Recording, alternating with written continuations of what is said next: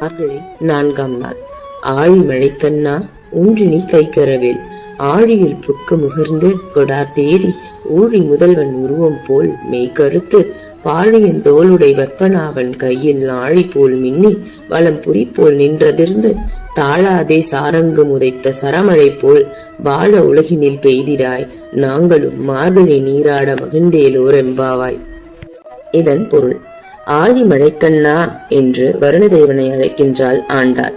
ஏனென்றால் நாராயணன் எவ்வாறு படைத்தல் அழித்தல் இந்த தொழில்களை விட்டு ரட்சிக்கும் தொழிலை செய்கிறாரோ அதே போல் வருணதேவன் மட்டுமே இந்த உலகத்தை காக்க நீரை தருகின்றான். அதனால் நாராயணனுக்கு ஒப்பிட்டு வருணனிடம் வேண்டுகோள் வைக்கின்றாள் ஆண்டாள்.